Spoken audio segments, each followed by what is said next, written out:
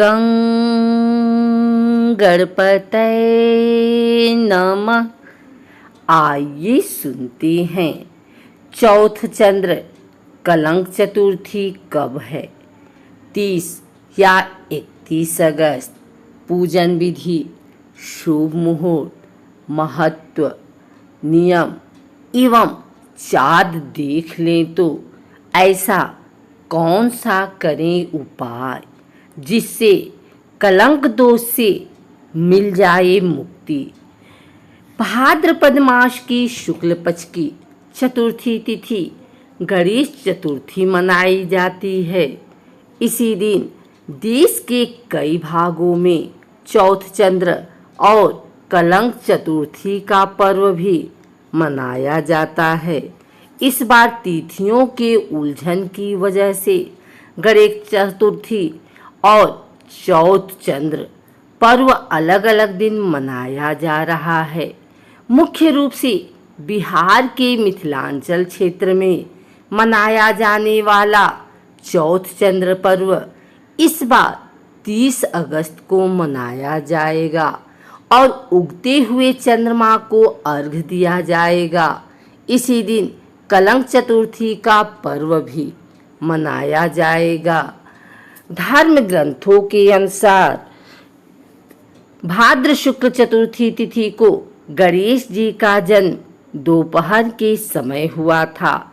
इसलिए गणेश चतुर्थी पर गणेश जी की प्रतिमा की स्थापना और पूजन उस दिन किया जाता है जिस दिन दोपहर के समय चतुर्थी तिथि होती है।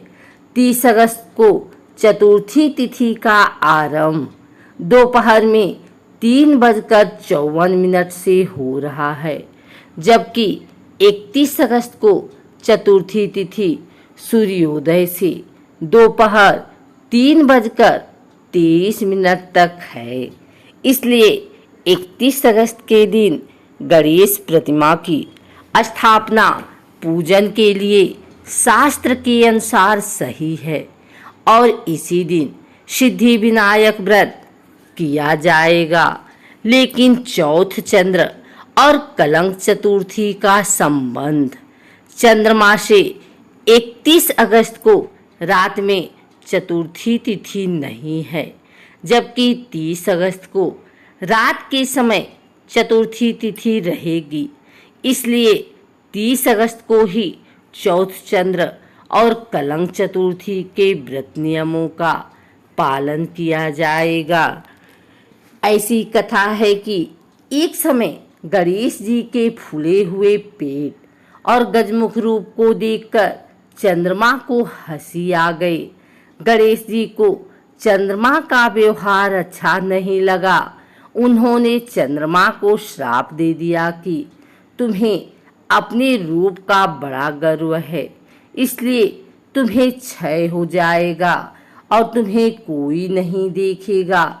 जो कोई तुम्हें देखेगा उसे कलंक लगेगा।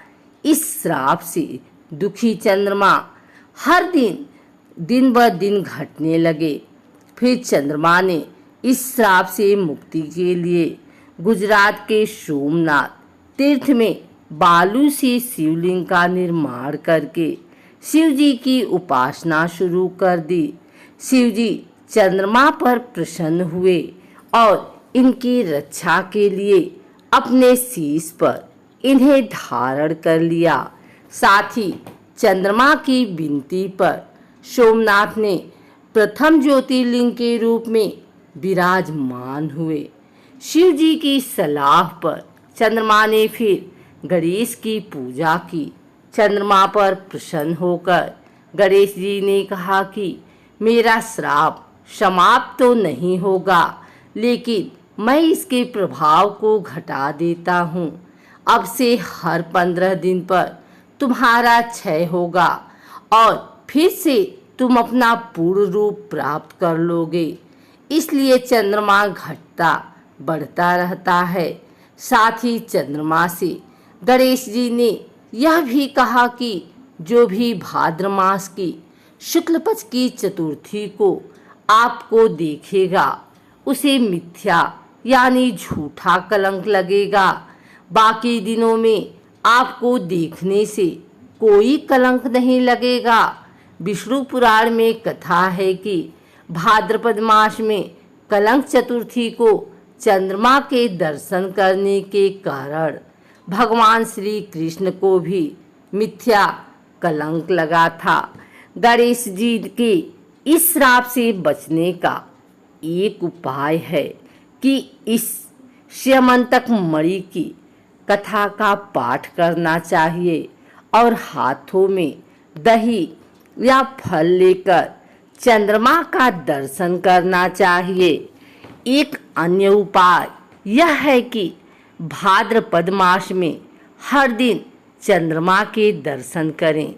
भाद्र मास में नियमित चंद्र दर्शन करते हैं, उन्हें भी कलंक नहीं लगता है। चौथ चंद्र की मान्यता। मिथिला क्षेत्र में प्रसिद्ध चौथ चंद्र व्रत में महिलाएं दिन भर निर्जला व्रत रखती हैं और तरह तरह के पकवान बनाकर चंद्रमा की पूजा करती हैं। इसके बाद व्रती एवं परिवार के सभी लोग हाथों में फल, दही और पकवान लेकर चंद्रमा के दर्शन करते हैं। इस दिन खीर को एक थाली में रखकर चांदी की अंगूठी या सिक्के से काटते हैं। यह चौथ चंद्रमा का मुख्य प्रसाद होता है। मान्यता है कि इससे परिवार के लोग निरोग होते हैं और मान प्रतिष्ठा प्राप्त होती है। झूठा कलंक भी नहीं लगता है। कलंक चतुर्थी पर दोष मुक्त होने के लिए उपाय। उपरोक्त कथा को आधार मानते हुए चतुर्थी की रात चंद्रमा ना देखने की सलाह दी जाती है, लेकिन अगर गलती से इस रात कोई चाँद देख ले तो मान्यता अनुसार उसे झूठा कलंक झेलना पड़ता है। चतुर्थी की रात लोग चंद्रमा को अर्घ्य देते हैं, लेकिन ऐसा चाँद देखे बिना करना होता है। लेकिन यदि गलती से कोई चाँद देख ले और उसके बाद इस दोष से मुक्त होना हो तो निम्नलिखित मंत्र का 108 बार जाप कर लें। सिंह प्रसेन मौधित सिंहो जाम्बवता हतः सुकुमारक मारोदिस्त्व ह्रोष्यमंतकः। इस मंत्र का 108 बार जाप करने से आपके ऊपर लगा हुआ कलंक मिट जाता है।